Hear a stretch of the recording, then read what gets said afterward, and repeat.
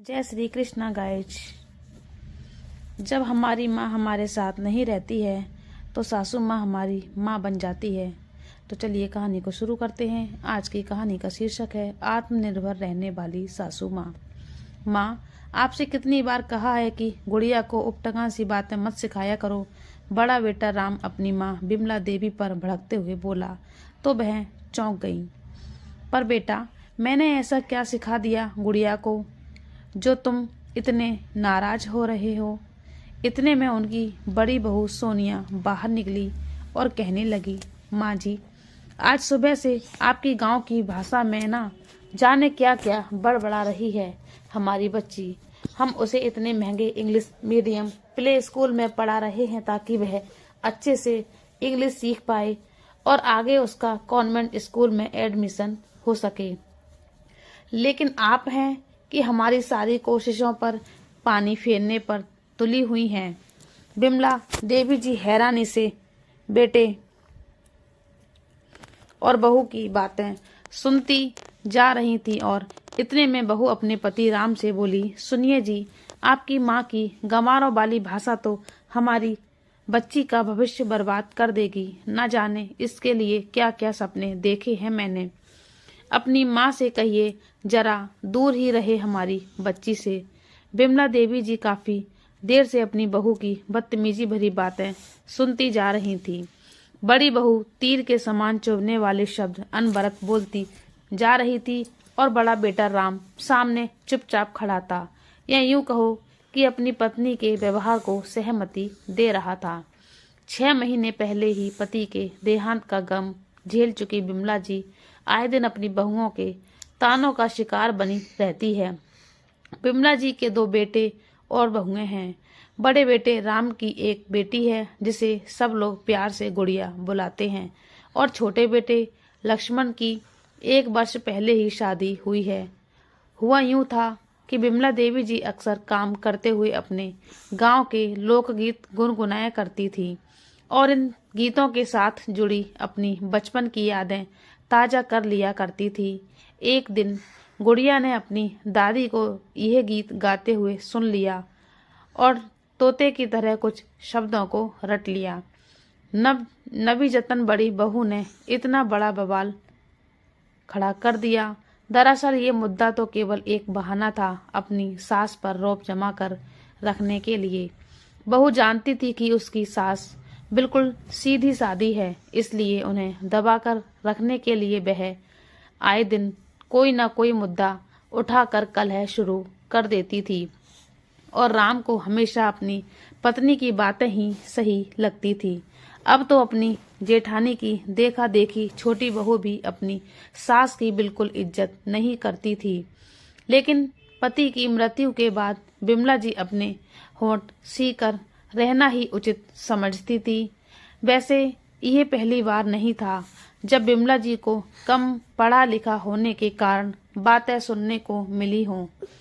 कारण था कि बिमला गांव के सरकारी स्कूल में पढ़ी थी, जहां अंग्रेजी विषय पर कुछ खास ध्यान नहीं दिया जाता।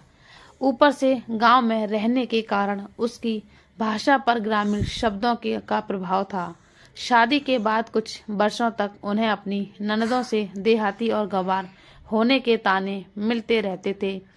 लेकिन जब पढ़े लिखे और नौकरी पेशा माँ बाप की बेटी सोनिया बिमला जी की बहू बनकर घर में आई, उसके बाद से ऐसे ताने देने का मोर्चा बहू ने संभाल लिया। इतने सालों से लगातार अपमानजनक शब्द सुनते सुनते बिमला जी का आत्मविश्वास ही भी बहुत कम हो गया था। अब उन्हें किसी से बात करने में भी झिझक होती थी। कभी कभी वह खुद से ही पूछ बैठती थी, क्या मैं सचमुच पढ़ी लिखी नहीं हूँ? क्या मैं अनपढ़ हूँ? छोटे से गांव के साधारण से परिवार से संबंध रखती थी बिमला देवी, जिनके जन्म पर दादी फूट फूट कर रोई थी, क्योंकि 2 बेटियों के बाद तीसरी बेटी का भी बोझ पड़ा था परिवार पर। घर की मुखिया दादी थी। पिताजी दादी की हर बात मानते थे, तो माँ का जीवन भी दादी के इशारों पर ही चलता था। माँ को तो कुछ कहने का अधिकार कभी था ही नहीं।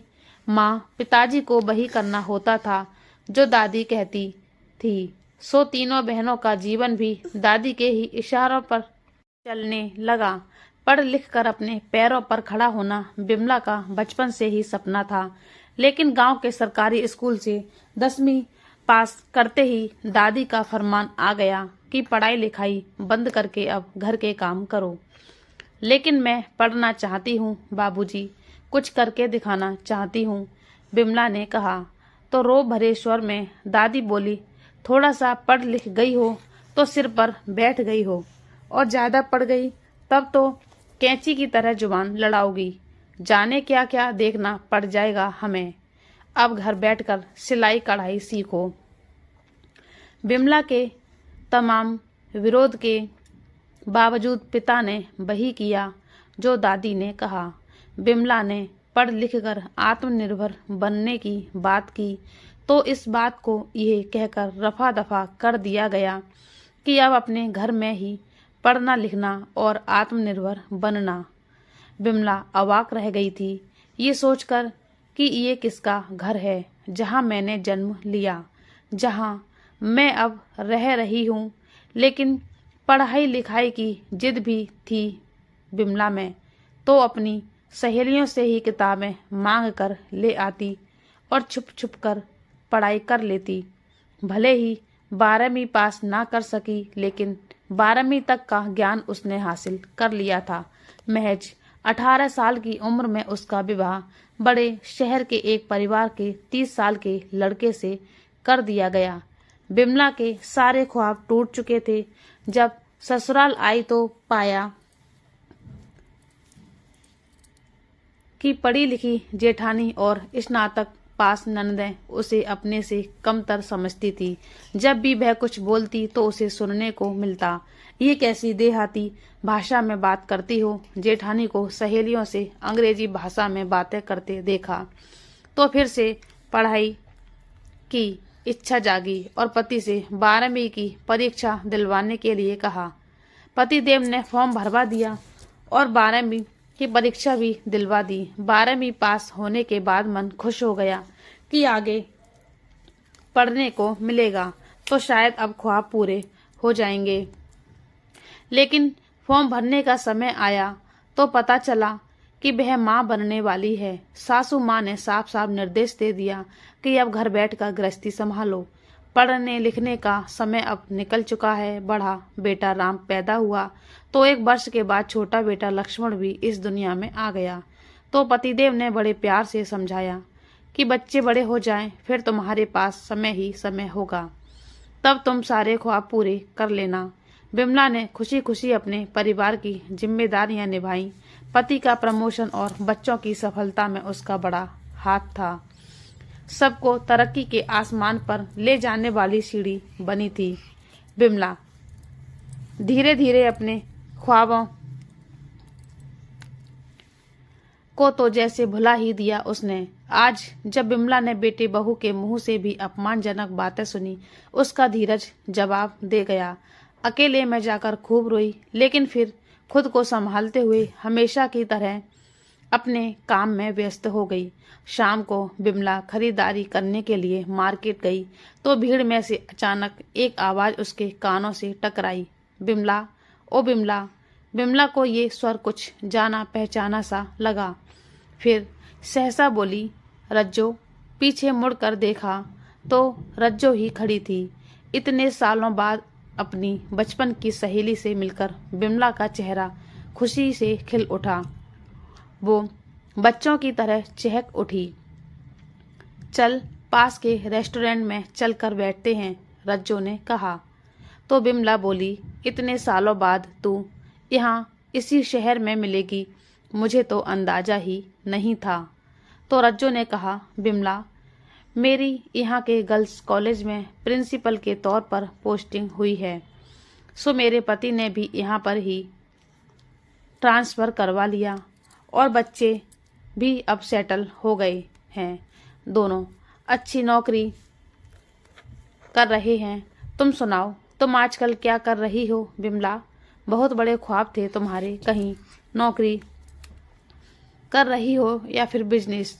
रज्जो द्वारा पूछे गए इस प्रश्न पर बिमला अचानक ठिठक गई। चेहरे पर निराशा के भाव घिर आए और सोचने लगी, क्या ख्वाब भी थे मेरे? फिर याद आया, हाँ, ख्वाब तो बहुत बड़े बड़े थे मेरी इन आंखों में। सोचते सोचते आंखें आंसुओं से भर आईं और रूंधे गले से बोली, ख्वाब पूरे करने वाले पति ही अब ना रहे रज्जो। 6 महीने पहले ही मुझे अकेला छोड़ इस दुनिया को अलविदा कह गई। ये बात सुन कर रज्जो को झटका लगा। बिमला की आंखों से आंसू पहुंचते हुए रज्जो उसके गले लग पड़ी।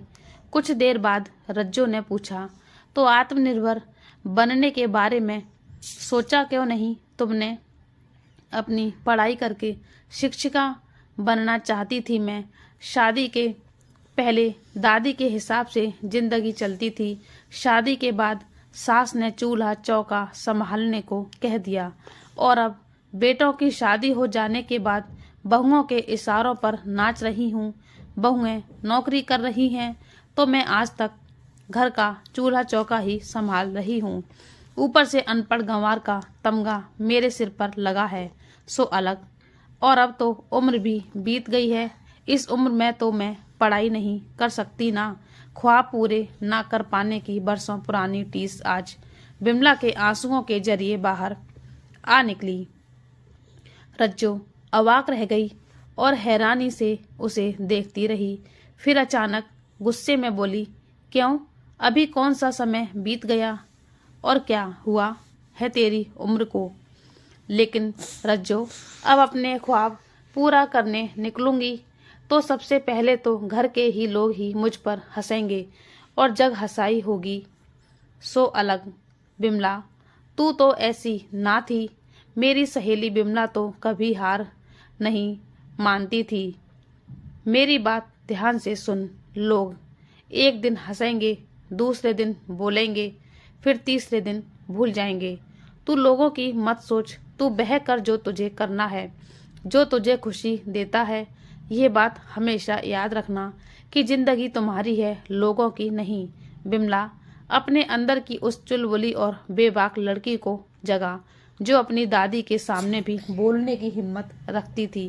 तू आज भी वह सब कुछ कर सकती है जो उस समय कर सकती थी।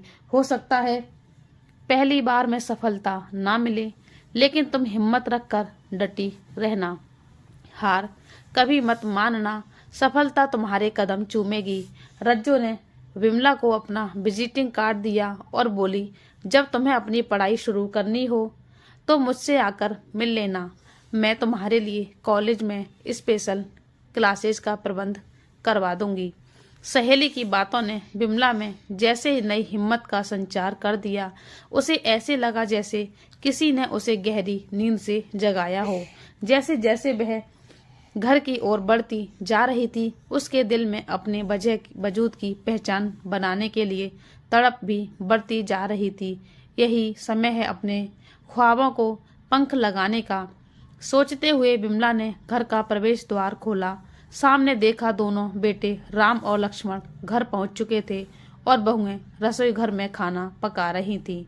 शॉपिंग बैग को एक तरफ रखते हुए बिमला ने उसी समय बात करने की ठानी और आकर सबके साथ बैठ गई। दोनों बहुएं भी बाहर आ गईं। अच्छा हुआ तुम सब यहीं बैठे हो, मुझे तुम लोगों से कुछ बात करनी है, बिमला ने कहा।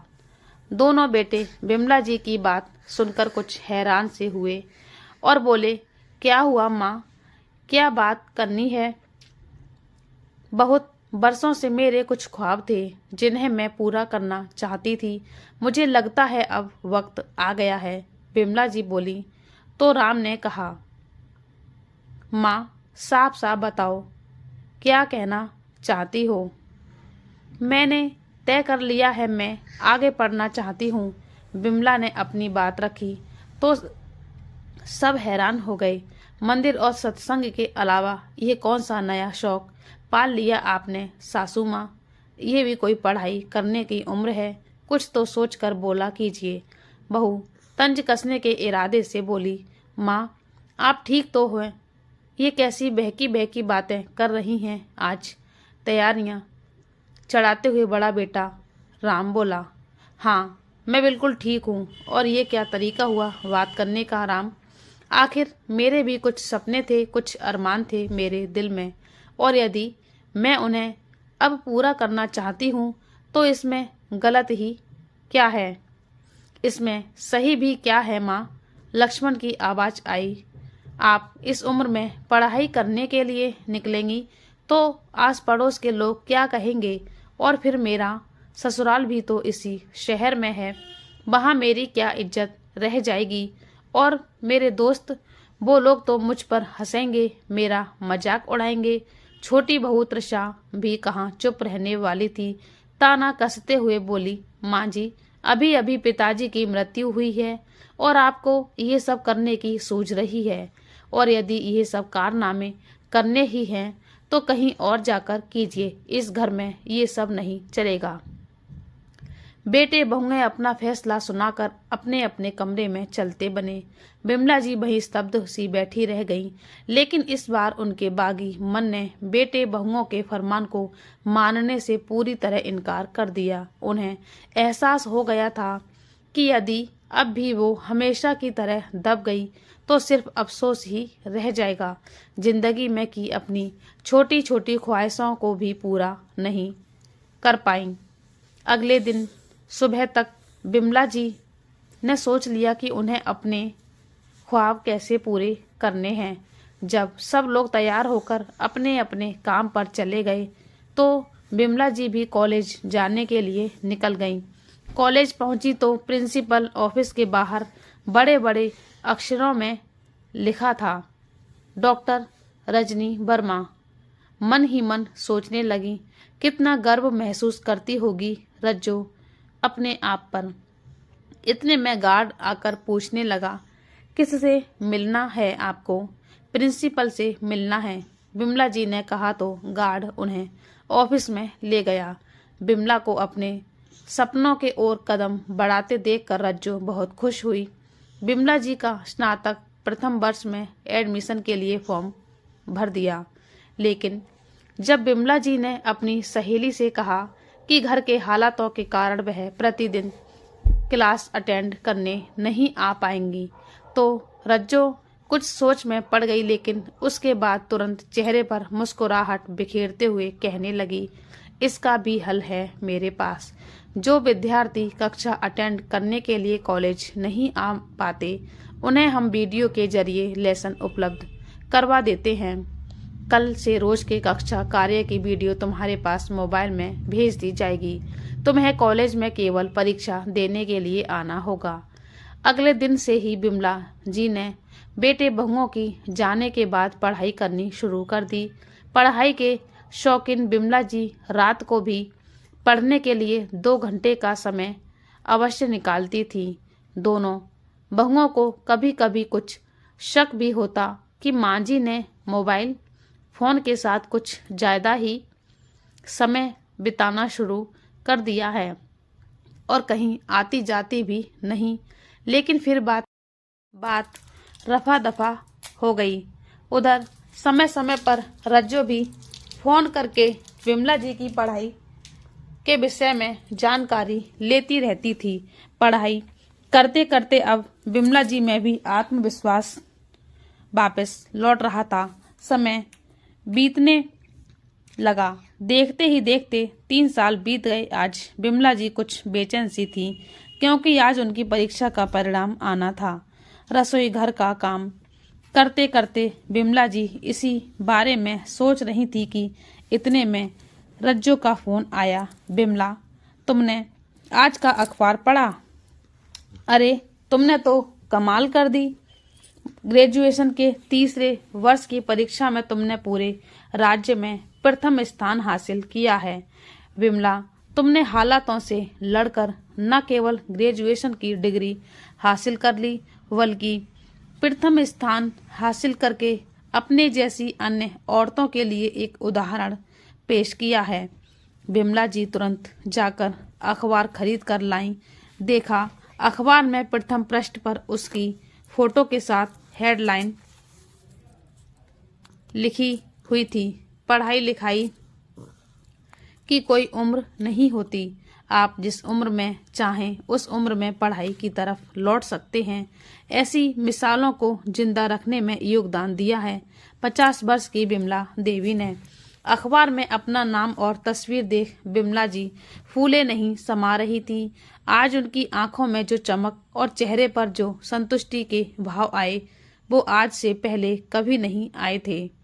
बिमला जी मन ही मन सोच रही थी कि जब वह ये बात अपने बेटों बहुओं को बताएंगी और अखबार के पहले पन्ने पर अपनी फोटो दिखाएंगी तो उन्हें एहसास होगा कि अपनी माँ को पढ़ाई करने से मना करके कितनी बड़ी गलती कर रहे थे वो लोग। आज मेरे बेटे गर्व महसूस करेंगे मुझ पर, सोचते हुए अंदर ही अंदर उत्साहित होती बिमला जी से अब और इंतजार ना किया जा रहा था। शाम को सब बेटे बहू घर आए तो बिमला ने बड़ी खुशी खुशी अखबार उनके सामने रख दिया। बड़ा बेटा राम अखबार पढ़कर हैरान रह गया। गुस्से से उसकी त्योरियां चढ़ गईं। माँ, ये सब करके आखिर आप साबित क्या करना चाहती हैं?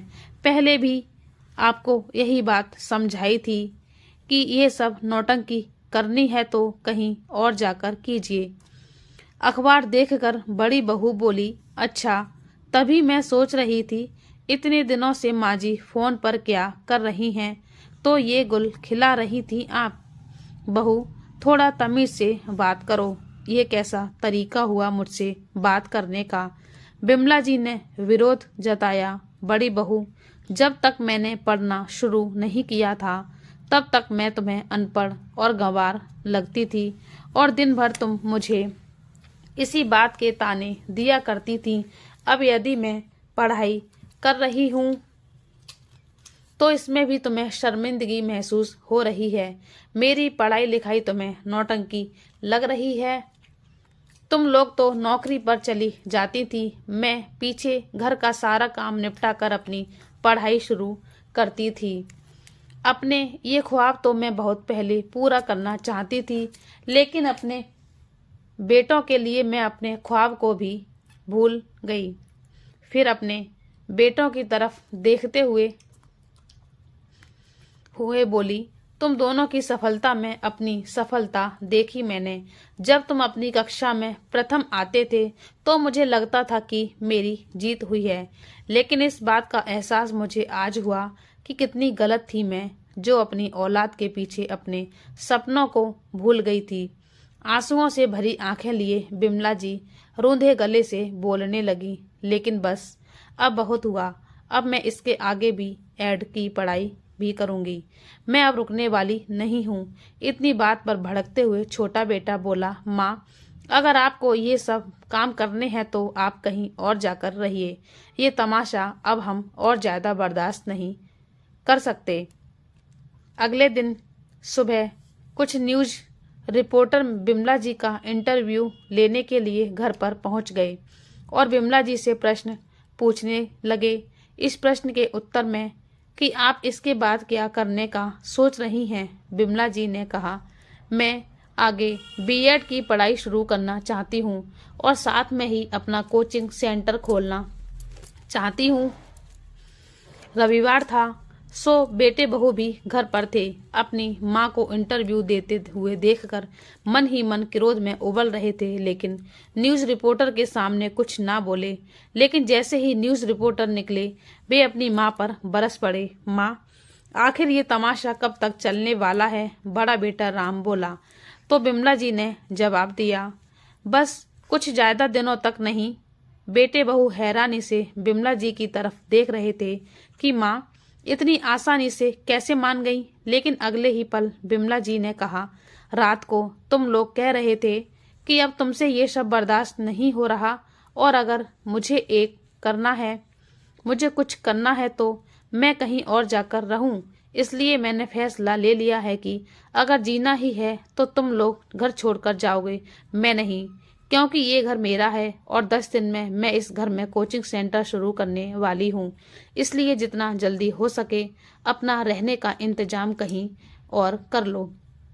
बिमला जी ने अपने बेटे की आंखों में आंखें डालकर कहा, बिमला जी की यह बात सुनकर उनके बेटे और दोनों बहुएं अवाक रह गईं। वह हैरान थे कि उनकी मां में इतना आत्मविश्वास अचानक कैसे जाग उठा। बड़ी बहू अभी कुछ बोलने ही वाली थी कि तभी बिमला जी बोली, बहू अभी मेरी बात खत्म नहीं हुई। रोज रोज की जिल्लत भरी जिंदगी जीने से अच्छा है कि मैं आत्मनिर्भर बनकर अकेली रहूं और आत्मविश्वास के साथ अपना जीवन व्यतीत करूं। यह सुनकर बेटे बहू जवत रह गए, लेकिन कुछ करने में असमर्थ थे क्योंकि मकान बिमला जी के नाम पर ही था। बिमला जी अपना फैसला सुनाकर अपने कमरे में चली गईं। अगले ही दिन मकान के बाहर एक बड़ा सा बोर्ड लगाया जा रहा था। बिमला जी गर्व भरी मुस्कान के साथ उसकी ओर देख रही थीं। बोर्ड पर बड़े बड़े अक्षरों में लिखा था, बिमला कोचिंग सेंटर। तो दोस्तों, ये कहानी आपको कैसी लगी हमें कमेंट करके बताना, और आप हमारे चैनल पर नए हैं तो हमारे चैनल को सब्सक्राइब कर लीजिए।